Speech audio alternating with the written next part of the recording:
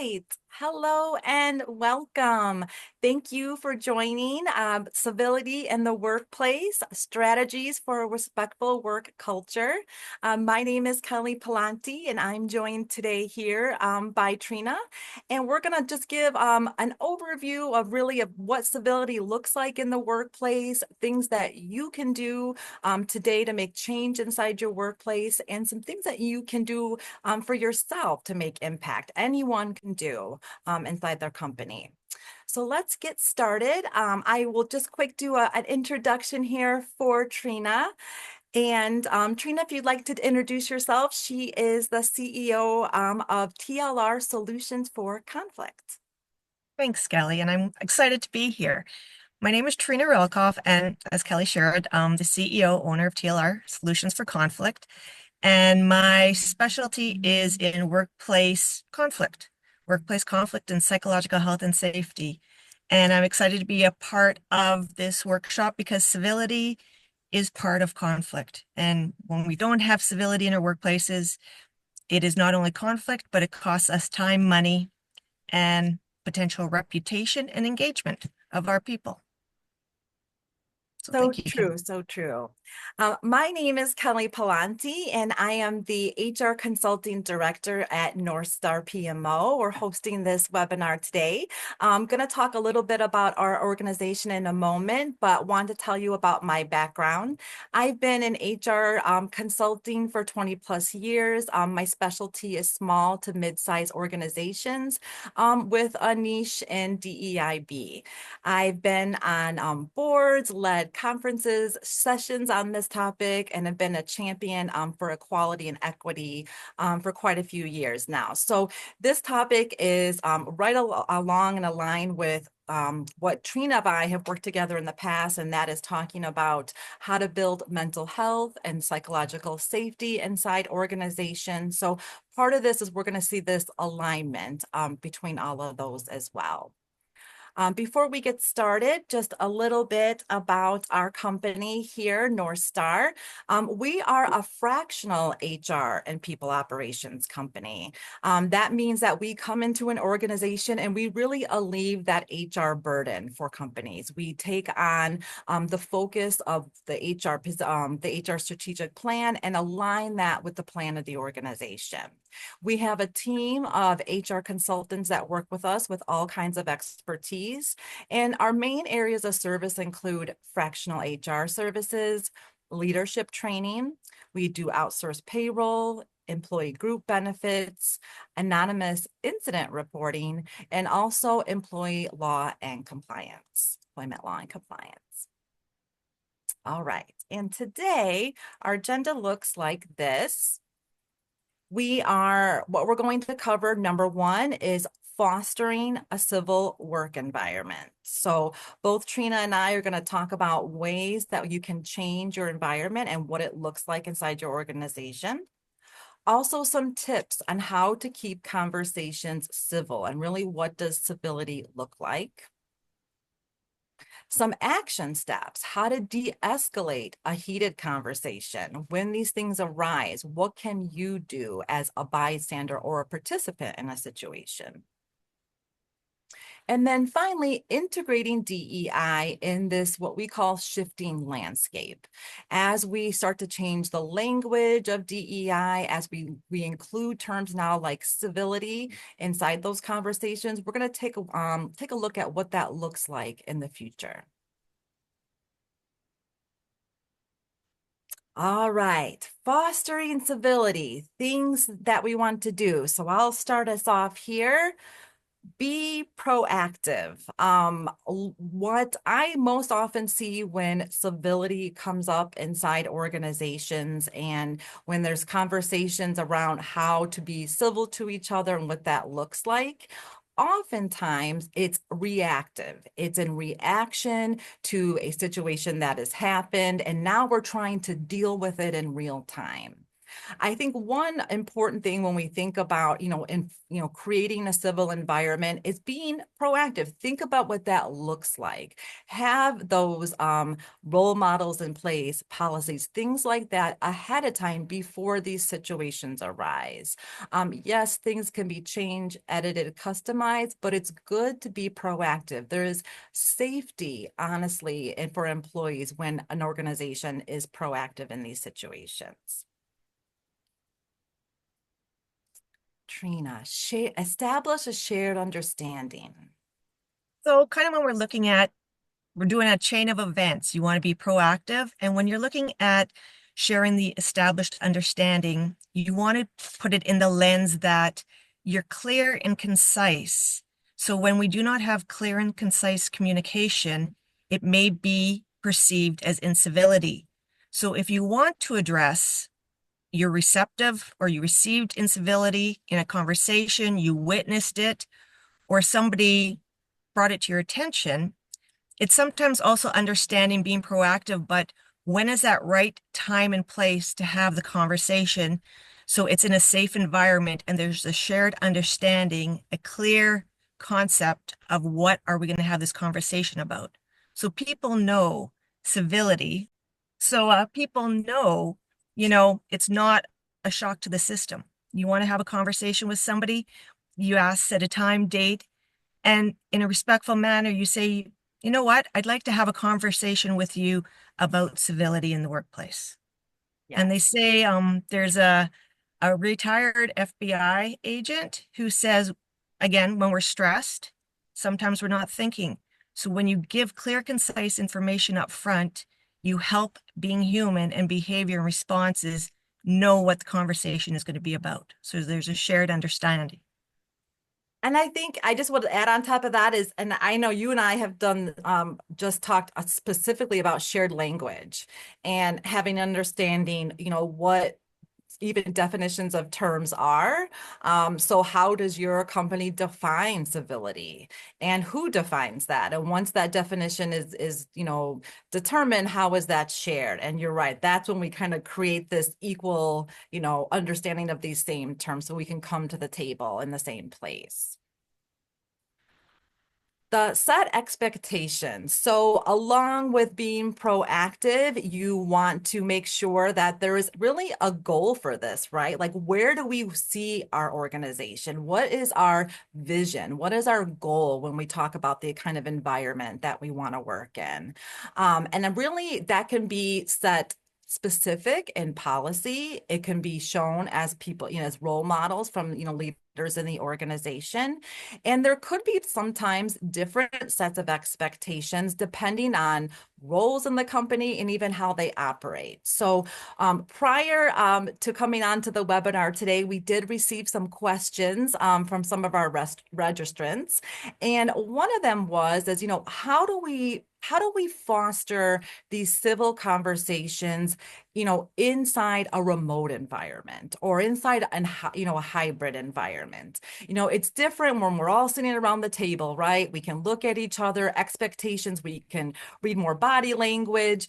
We have more maybe side conversations that build up that civility that doesn't happen, sometimes in the remote environment. So I'd even, like to get your input on that, Treena. How do you think that we can set expectations for both type of situations? Yeah, and especially as you said, online. So part of some of the work I do is workplace mediations, conflict resolution.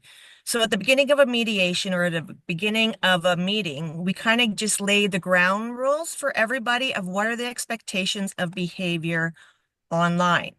In person, it's easier. So if it is going to be maybe anticipated a more escalated or stressful conversation regarding approaching somebody about their behavior, about their comments, their tone of voice, if they were yelling, one key is sometimes people they don't feel heard and they may intentionally or unintentionally do this, but they come in front of the camera and it's like they get in front of your face and it is seen as an intimidation. Yeah. So when you are having a conversation online, and unfortunately, where I'm seated right now, I can't back up. But sometimes being able to see part of the body language. So you see, like I talk with my hands are moving, and Mhm. you can see my face and I'm relaxed. So paying attention, but also being aware of set expectations is that when we're looking at neurodiverse versus neurotypical, which is now becoming more known and part of the whole World Health Organization of psychological safety, it's again having those clear, concise expectations at the beginning of the meeting, at the beginning of the conversation. And it might even include, are any accommodations required to help support this safe meeting discussion we're going to have about civility? Yes, yes. I think that's gonna, really, you're already bridging that, the gap we've talked about between civility and inclusion, diversity and inclusion. That was a great example. This next one, Treena, I know we both talk about this a lot in psychological safety. But I will say that, how I got into this space and really learned a lot was from Treena, and mainly because it's where Canada is right now on this topic and how they incorporate psychological safety into safety management and risk management inside organizations. So, yeah, if you could just talk a little bit about that as well, how we can encourage that and maybe some things that Canada does that we can do, here as inspiration in the US. Yeah. And part of the intro, yeah, I'm Canadian, so I'm Yeah, speaking from that's right. Canada right Canadian. now. That's, yeah. So, and there is two different. Psychological safety comes from Amy Edmondson, who's an organizational PhD. And what that means is the environment that you have these conversations in, that you work in, is safe, that people feel safe to communicate. They feel safe to bring up questions. They feel safe to bring up conflict or question what's going on and don't have that fear of reprisal, reprimand, being embarrassed because the environment is psychologically safe. The culture is psychologically safe. In Canada, which is now incorporated into the World Health Organization, the International Labor Standards, and used through Australia, where they've legislated it, it's psychological health and safety. And in Canada, that falls under our labor code laws. So there's 13 factors to create a psychological health and safe workplace. And one of the factors is leadership. Another factor is respect in the workplace. And how is respect created? By being civil and providing a psychologically safe environment where people can talk, people can resolve their conflicts, people can ask questions. And it's not that top-down command control environment anymore. It's a collaborative, using people's strengths. Yes, yes, without fear of retribution and knowing that mistakes are okay and that sharing those is really what creates that safe environment. Yeah.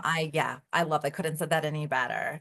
The last point here, one that is in every topic, honestly.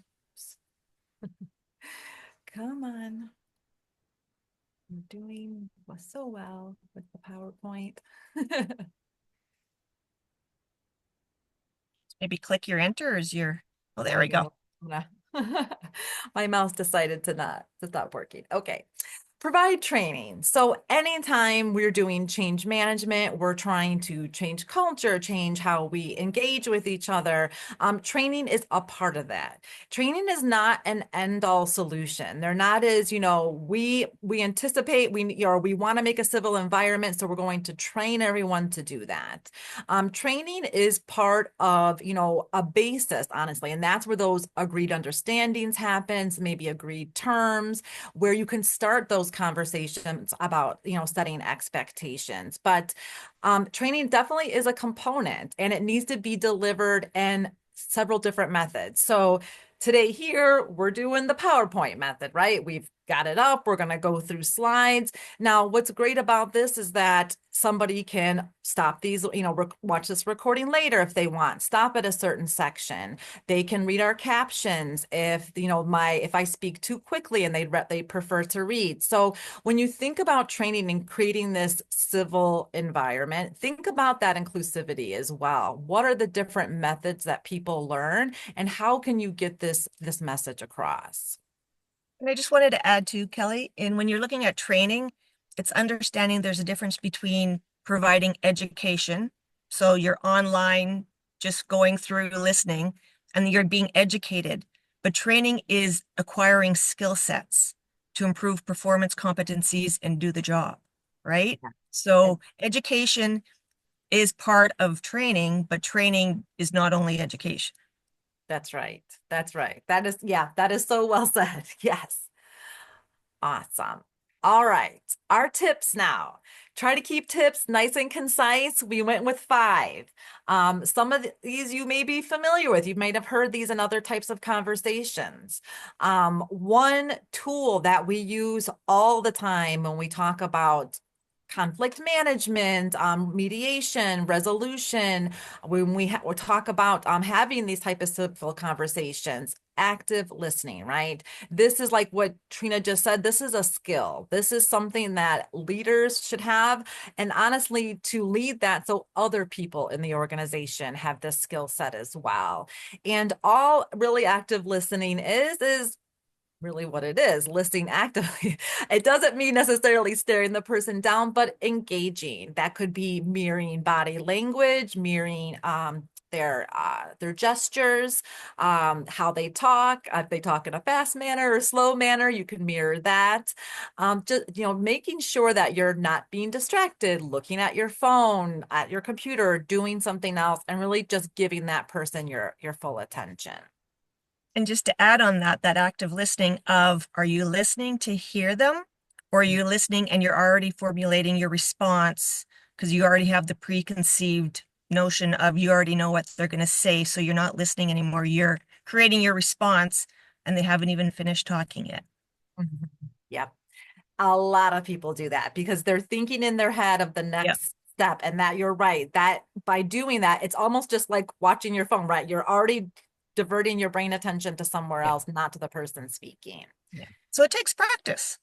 It does. And I think, I would just probably finish up with that last thing is that one of the best parts of active listening is the summary. So when you go through active listening training, the last part of that, when you have a discussion with someone, is you kind of tell them, summarize to them what you think you heard. And it is very surprising sometimes where you will find a gap in communication there. Okay, embrace vulnerability. This one is so key for self-awareness, emotional intelligence. As you grow as a professional and as a leader, being vulnerable is part of that. So it is what we talked about, creating a psychological safe environment when you can admit mistakes, when you can say that you did something incorrect. There's taking that responsibility for your own behavior and letting others know about it. There's like two different parts basically to that. Yes, you can be accountable, but making sure that you share those experiences so others can learn from you as well. Yeah. And that's part of creating that psychologically safe environment. Yeah, that is so key. And for leaders, I know, particularly my role, because I sit literally in HR, we are directly between, executive suite and management and, direct managers, all the, frontline workers. So I know that there is definitely a perception, right? That a lot of those at that top part of that, the executive, like they're not vulnerable. They don't share. They seem almost like they're this superhuman being, right? They make, no mistakes. They're untouchable. You couldn't even speak to them. So I think breaking down those barriers, you'll really find employees who, number one, will be more dedicated and loyal to your organization and also be more innovative for you. The more safe they feel, the more they'll be actually more creative. Challenge ideas, not people. What do you say to that one, Treena? Well, this is where being human, we all have implicit biases. We have those unconscious biases that have been shaped through our experiences growing up, work environments, social environments, cultures where we've lived. So we always have to practice to check in and give ourselves a moment to check in on our unconscious biases. And when that incivility or that conversation comes up, we have to make sure we're clear and concise. And at the beginning, as we said, we outlined expectations, right? The expectation is to deal with the issue not necessarily deal with the person unless it's been identified that there might be some performance competencies or skill sets that need tweaking. But to create civility, it's recognizing that, you know what, let's have a conversation about the ideas and not potentially discriminate or create conflict because of the interpersonal people relationship. So it's Yeah. checking your implicit biases. We all have them. Yes. Yes, and that goes back to the empathy part too, is that, everyone is a human trying to focus on, how you can really come to a resolution to what the situation is. And that's always around the ideas, right? We're not going to change people all the time. But that is something that we can come to a consensus to. Yep. All right. Continue to learn and seek new understanding. So one of the other questions that we got from the registrants was, how do I bring up incivility at work? Maybe this is not a word we're familiar with. This is not, something like, how do I even say it? What do I go to my boss and say, hey, I feel like our environment is uncivil? Well, honestly, that could be a starting point.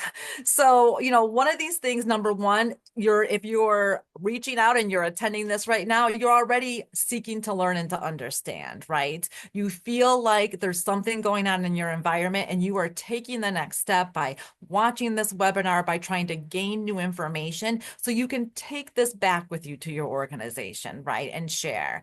That is honestly, is one step. Now, every organization is different and how you're able to give feedback, how you're able to express, like if you feel like an environment is uncivil. But that training aspect is one thing I really like because it almost gives you a safety point to go back to. So, for instance, if your organization does a training on how to have civil conversations, and then you encounter incivility after that, you can literally bring that training into your conversation. Be like, this is something we just talked about. Let's talk about it. In the training, Kelly said, here's some steps that we need to take, to maybe de-escalate this situation. So that's how you use training. You really can, it's a basis of a kind of a tool that you go back to where you're all setting those same expectations again.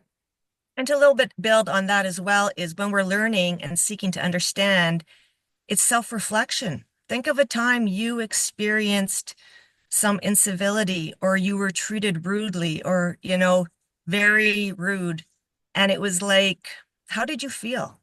What Yeah. would you have liked to have been done differently in how their approach was towards you? And then integrate that into how you approach others.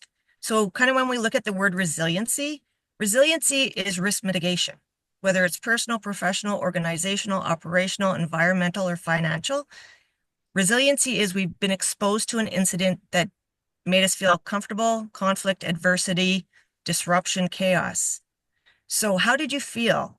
How were you disrupted? Because our body tells us, right? The stress increases. So to become resilient requires us to self-reflect, to really truly integrate and understand what does civility look like and what does civility mean to yourself. Yes. So true. Yes. Yeah, self-reflection is a huge part of that. And again, these all tie in together, right? That being vulnerable, understanding, or having empathy, right? Using those active listening skills, all of those tie together. The last one, on this one is acknowledge and embrace differences. So here we are, almost literally like including diversity and inclusion in there. We've already touched on a little bit about how different people learn. That is the same way of how they deal maybe with conflict and how they have conversations. So when someone is new in your organization, this is a really good time to start get an understanding of someone, how they work, how they like to engage, and then just acknowledge that, we all are different. How can we, work together still as a team and acknowledge those differences? So having that inclusive mindset will really be the kind of the center of having these civil conversations.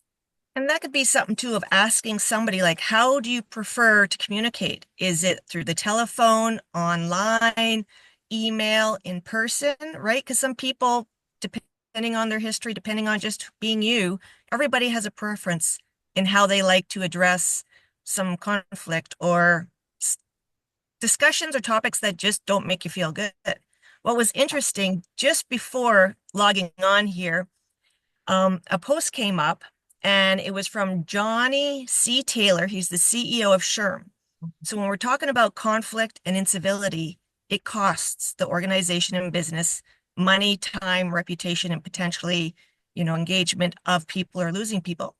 And what he said was the average experience after somebody has experienced incivility at work, it takes approximately 31 minutes to recover after one experience of incivility at work. That is So if so, you think if there's a yeah. lot of incivility, that is a lot of money the company is losing out. Yes, yes. I mean, I think that's, one thing that I can definitely speak to, yeah, firsthand from this role is how much time do we spend on into, about around these discussions. And I really try to point that out when we're sometimes weeks in. It's like when you have executives, several layers, consultants all involved in these conversations, hundreds and thousands of dollars add up quite quickly for something that is honestly part of the culture, right? That needs to change. So, because like those are going to continue to add up. Oh, that was perfect. I've actually heard him say that before. That It was a popped great up, so one. it's perfect to Yeah, share. perfect timing. Speaking of timing, one thing that I was to announce in the beginning of our program here is that we are going to do a giveaway. And part of that is trying to encourage your participation in our webinar today. So we're about halfway through, so I'm going to officially ask if you'd like to submit a question in the chat, then we will, number one, address it here. Treena and I will talk about it, but that will also enter you in a raffle. So at the end of the presentation, we'll talk about the raffle giveaways, but just so you know, if you write something in the chat, you'll be automatically entered into that raffle. All right, Love wonderful. prizes. Prizes, yes. How could I forget prizes? Prizes are the best. Okay, here's the action part of the presentation. Here we go. What can you take away? What can you do right now if you were either a part of a heated conversation or even if you're a bystander, right, of a heated conversation? What kind of steps can you take? First, stay calm and grounded. I know that seems like, oh, that's a very obvious thing to do. When things get heated, of course you're supposed to stay calm. Yes, that's a natural thing for us to say right now because we're not in a heated conversation. However, Trina, tell us scientifically what happens to us when we get into a heated conversation. So we're in a heated conversation because, again, we're human. We either go into a stress or a trauma response. So why I say stress or trauma response, because trauma, you're triggered from a trauma, which is a past incident. And it might bring memories, and that's why you're having these incivil conversations or this conflict. Stress is related to the current incident that's going on. The key is whether it's stress or trauma that has impacted how you're behaving and feeling, the responses mirror each other. They can either be a fight, flight, or freeze. So when you're having that escalation conflict and you're in a stress response, what happens is our prehistoric brain of the amygdala in the back of the brain, the dinosaur, it stops functioning, or sorry, it goes on alert. It's On a like the little. fire is going, and what it does, it stops our prefrontal cortex from working. Our decision making, our problem solving, it's just stopped. So you got to be able to learn how to go put out the fire of your amygdala so that you can actually stop, engage, and be present and aware of the conversation that you're participating in that's heated. Mhm. So that's kind of like the physiology. If you want to take it into a different concept, resiliency is after an event has happened and how you have recovered and what have you learned from it. But how to go into a heated argument, you want to become resilient. That means you need to know and master your own internal emotional regulation, your own Mhm. adrenal management system. You need to know how you work. How Mhm. do you respond to stress?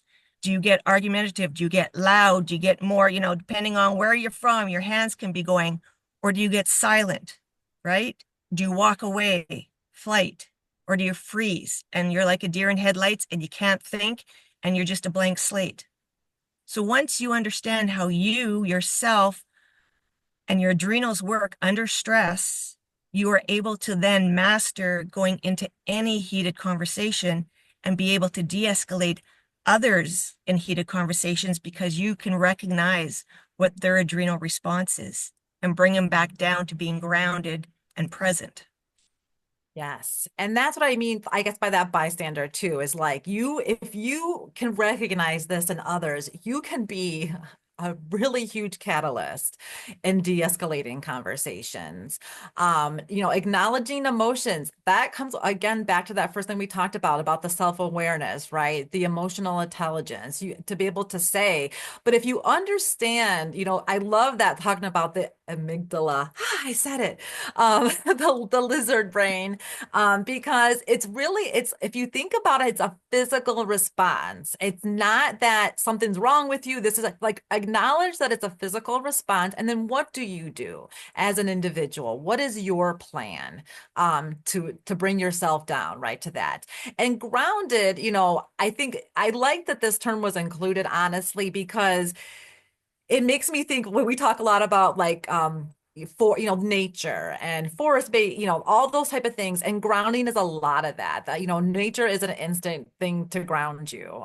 So if you are looking for an immediate grounding and de-escalation, if you can get near, even if it's a plant in an office, like I have gone up to my plants and held my plants like I'm holding their hand. I just hold their leaf for a minute and let the nature The surround energy. my hand. Yep. There's energy, there's scientific energy that actually was on a audio I was listening to that plants know there's a certain amount of feet that when you're coming home, they're aware. And Mhm. flowers will perk up, plants will perk up when their owners come home. There's just some Oh, scientific research on this. They did I test. love that. That makes me love my plants even more. And the last one is, and this is again is part of that de-escalation, like tips that you can do. Seems like an obvious one. Take a break. Particularly if the conversation is number one, going up a notch. We I think are in the state of the workplace, the state of conversations where we should not be yelling.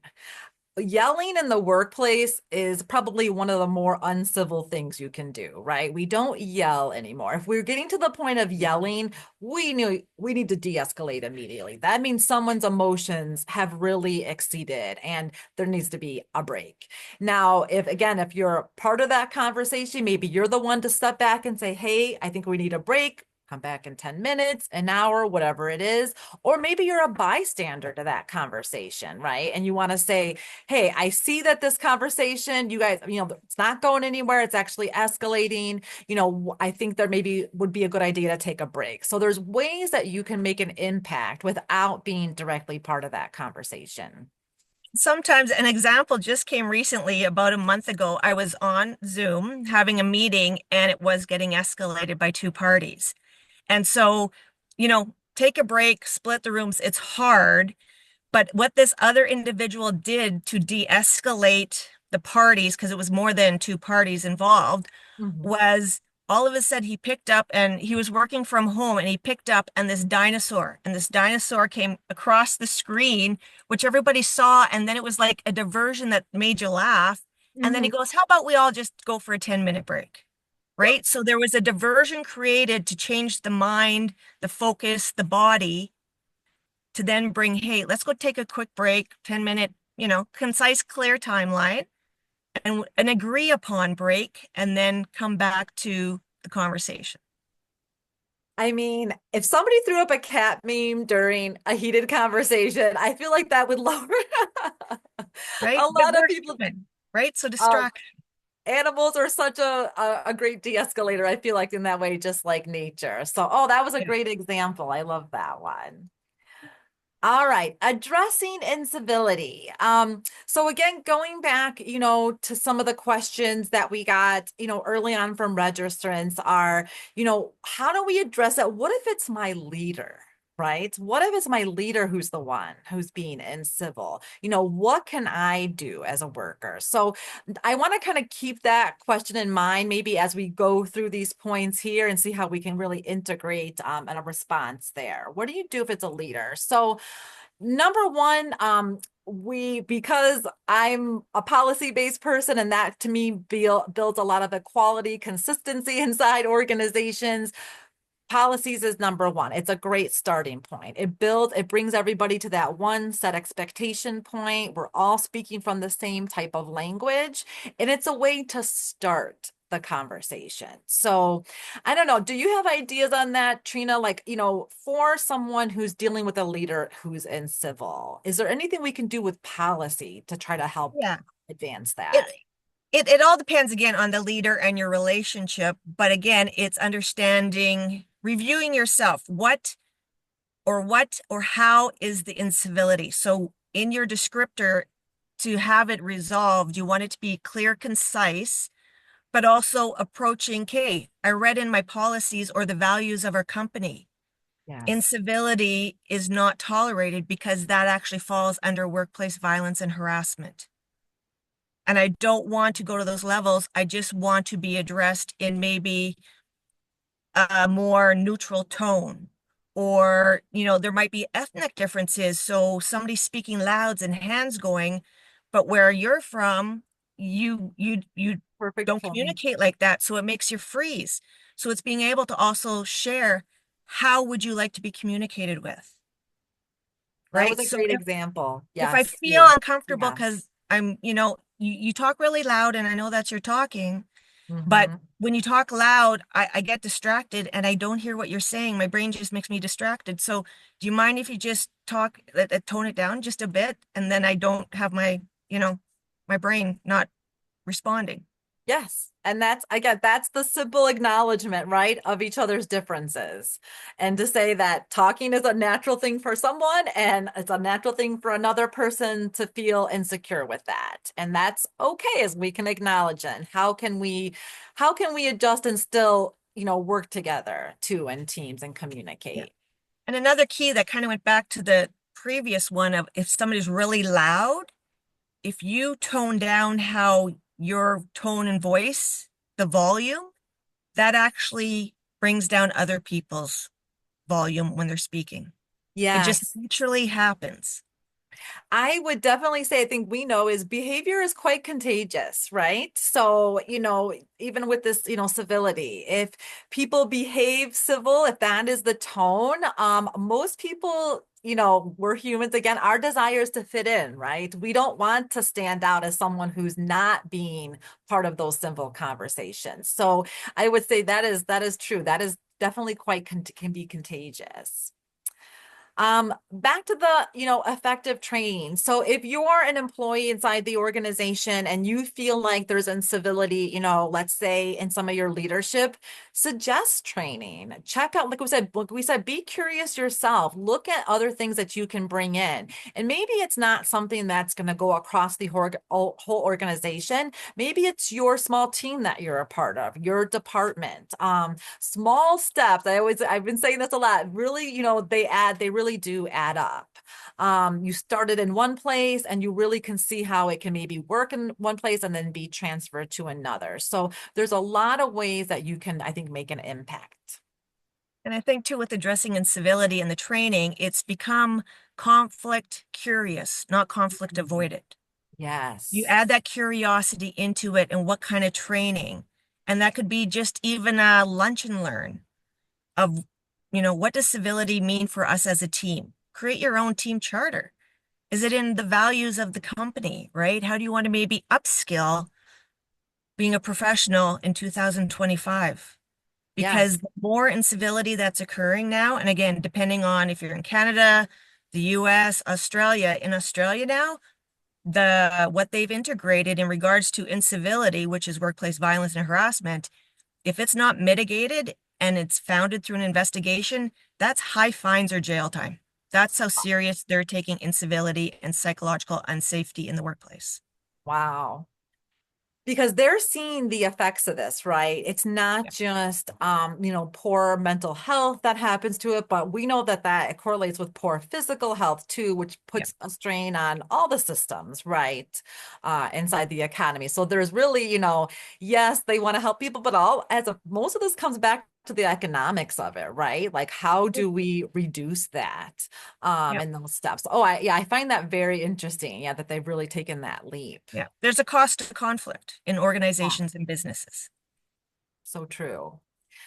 Monitoring the progress. So this seems like, and this kind of goes back to, I think what I meant, like there's no one and done with training, right? This is an ongoing. So, maybe if you introduce training, introduce a new policy, then follow up with surveys, polls, one-on-ones. Like there's lots of ways to continue to monitor that progress. But that's how you're going to really see the impact, right? You should see honestly, less days taken off work. You should see more engagement from the team members. You should see people who really are putting forward more innovative ideas, right? There's really ways that you can start tracking that progress. Yeah, actually, Kelly, you said a good point. When you're looking at tracking what to track, even doing a review in 2024, are the stress leave, the sick leave increased or decreased or stay the same? Because if there's been an uptick, when you look at if there's incivility in the workplace, the only power an employee, if they feel powerless in the work environment, the only power to control any change is to book off sick, to Yeah. avoid, to remove themselves from the stressor, which is flight, right? So Right. if you are able to address incivility in the workplace and collaborate and upskill everybody as a team, people stay at work. Yeah, it's so true. That is completely tied to that. And again, I can speak from this, as someone who said in this HR role, many employees have shared with me that they are not sick. They are mentally exhausted. They are either afraid of a situation, they are doing avoidance, right? They're in the flight mode right now because they don't feel safe at work. And they're not, like you said, that's the only power they have is to remove themselves, from the situation. And when you look at that too, just a quick add is when you're looking at the mental health and the physical health, think of it even for yourself. If you have heart pain, you go to the doctor, you go to the specialist, heart attack. If Right. you have brain pain, stress, depression, crisis happen, difficulty coping, you need to go to the brain doctor. And Mhm. what is interesting, and even through my own self experience of going through this, the medical model of all tests for your heart when you have chest pain cannot predict or determine a stress heart attack. The Mm. medical model of tests, nuclear, echo, ECG, everything, a stress heart attack cannot be detected from the Wow. medical model testing of the medical model version. So protecting your brain is so important, and that's what a civil work environment does and provides. Yes. Yes, I think we talk about this all the time, the tie between the mental health, the stress, and the physical. We know that's a great Yeah. example of that. Wow. Okay, last point here, address issues when they arise. I feel like this should be almost a mantra for a lot of people. Now, there are situations, let's say, like I've had like sometimes we're in the middle of a conference, let's say, right? And there an issue arises. Sometimes I'll get a call and they'll say, should I address this issue now? We're in the middle of this big event. And the answer is yes. Now, do you want to address it to its fullest? Are you going to have this deep dive conversation? No. But things do need to be addressed in the moment because what happens is if they're not addressed, they keep happening. And so by the time you address them, now you've got five incidences possibly to talk about instead of one, right? Most people are coming from a point, I always say, try to, come from a good intention, right? Most people are trying to do their best, try to really see people in that way. So when things happen, most people want to be corrected, right? They want to know. The worst thing is that people are talking behind you about what you did and you didn't know what you've done. So I think that is really key, and that will create trust. That creates relationships of trust with people, right? To say, hey, I got to address this with you real quick. We'll dive into it later, but wanted to bring it up because it was, happening right now. I can't, stress that more because a lot of times that thing gets pushed off until it falls off, right? And And then it's that's where, never addressed. tie it back to the beginning of this workshop, vulnerability, because it's going to be scary, stress, your adrenal management, right? To be vulnerable, you have to become conflict curious and know you're doing the right thing to address it right away. You're mitigating escalation of potential conflict, workplace violence, harassment.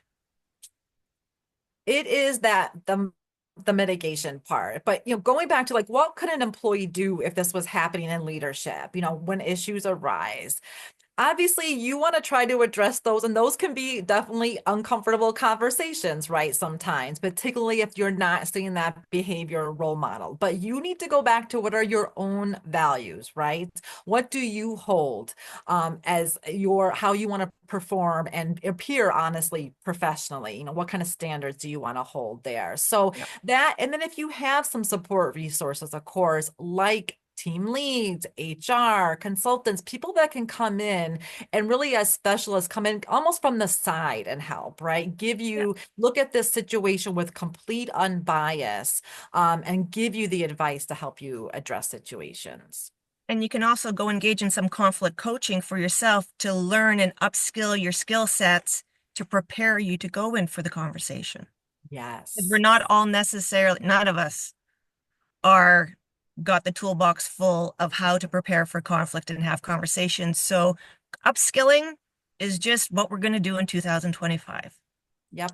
That's right. For yourself, doing things yourself, and how we can bring, yeah, into the organization as well. Those have to happen at the same time. So back to Sherb, I'm so glad you addressed, the quote there from the CEO. This is really they've been really the catalyst of this civility language. So I really wanted to, this is when they first started introducing this really to, our HR networks. And they said civility is more than making others feel comfortable. It's about creating a dynamic, diverse, and productive workplace where everyone can thrive. And I feel like this sounds like familiar terminology, right? Because we talk about this again. This is psychological safety. This is DEI. It's not just like, I feel like that first part there, civility is more than making others feel comfortable. That to me is like what used to be our old language, right? We used to say tolerance. It was like, you just want to tolerate the situation so the other person doesn't feel uncomfortable. We're beyond that, right? This is not just about tolerance. This is about acknowledgement, acceptance, growth, right? Accountability. So it's moving your that internal, that emotional intelligence to I think that next level.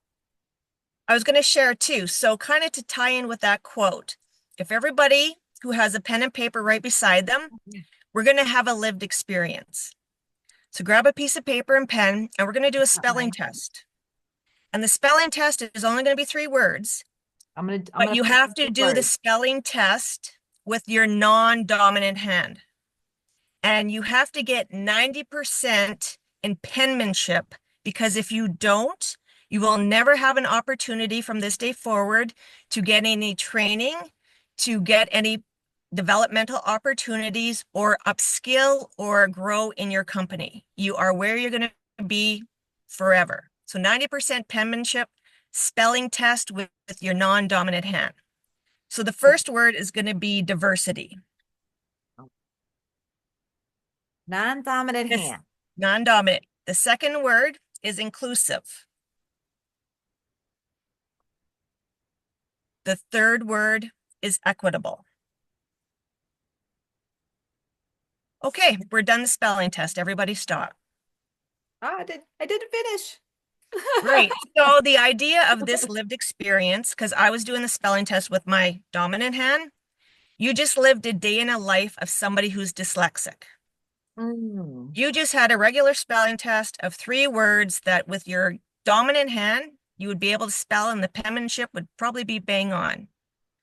However, you just lived the day in a life of a dyslexic where it takes more time, where their brain cannot do that spelling to even maybe the full word. So when we're looking at incivility and inclusiveness, we have to recognize we're all unique. And what is we show up on the outside doesn't necessarily share the invisible disabilities that are going on in the inside of us, or the trauma at home, or the chaos, or the car accident, or anything. yes, that is, I mean, that was a good one because of course, yeah, and mine looks like a young child wrote this. Yeah, Some letters were definitely very difficult to do.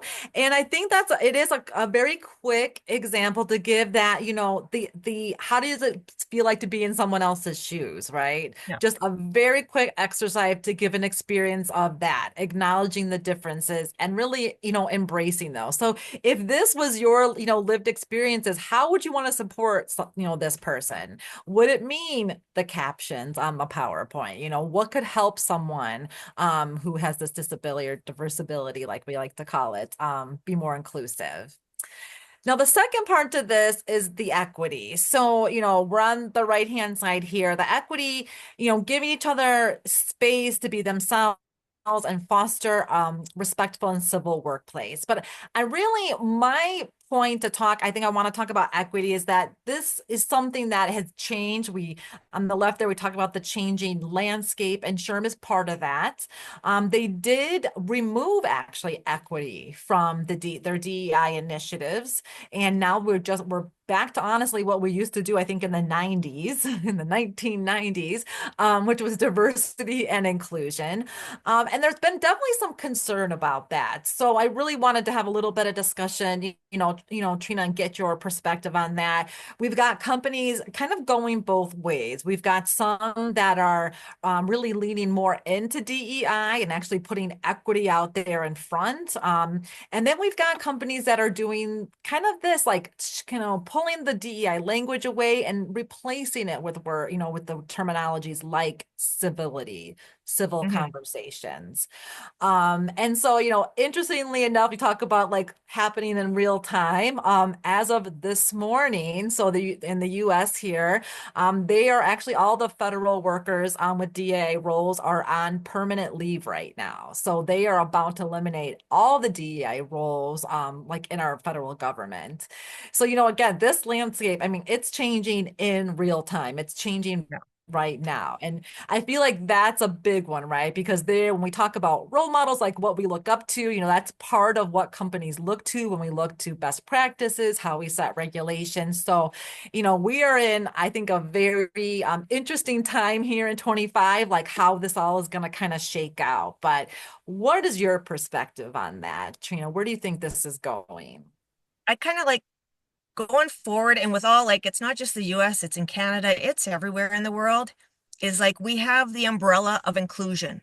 That means everybody. We're all human and everything goes underneath, but diversity, equity, equality, it's like looking at an organization. You have HR, you have occupational health and safety, you have labor, you might have DEI before, but the reality when it comes to civility, we can't work in silos anymore. We have Yeah. to work together, and that's where civility will grow and learn from each other. And you might not necessarily need the DEI department because it's everybody's responsibility to be civil at work and be inclusive. Because here in Canada, the laws, right, the human right laws, and I do know, like in the US, there are changes going on in regards to civility working under the psychological health and safety, where it's going to fit into occupational health and safety. So a hazard and a risk, just like ice is a hazard, the risk is slip and fall. The workplace has to mitigate a slip and fall because it could be no injury or it could be death, depending on how somebody falls. The Yeah. same with civility. Civility is the hazard. Incivility is the hazard. The risk is costs, time, people's leave, discrimination, harassment, potential violence, and it could lead potentially Awesome. to suicide. So many. I was going to say, because I think about the mental health aspect of that, of course, too, right?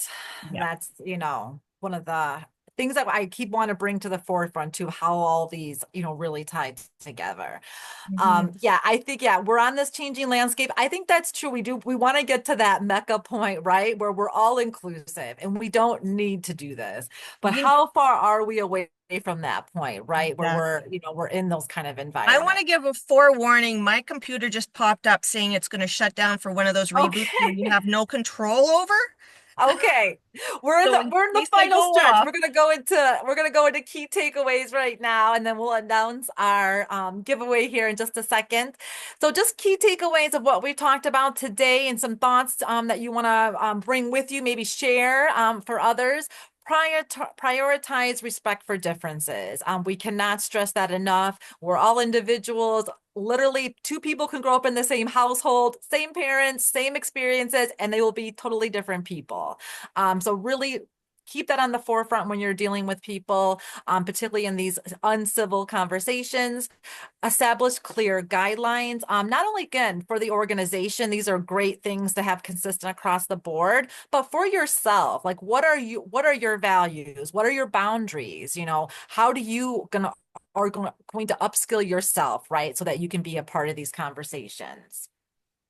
Foster psychological safe spaces. It can begin with anybody in the organization. Yes, we need leaders to be vulnerable. We need leaders to be honest and to kind of lean in and show us that we can have these type of spaces, but it can happen anywhere. It can happen among colleagues. It can happen with a supervisor and employee. You want to create a space where you feel like you can honestly be your what they call authentic self, right?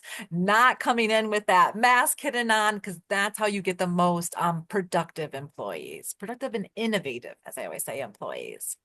Seek continued learning and understanding. Common theme, I think, with us today, right, Treena? It's like, you never stop learning, no yeah. matter how long you've been in an industry. We are in an ever-changing landscape.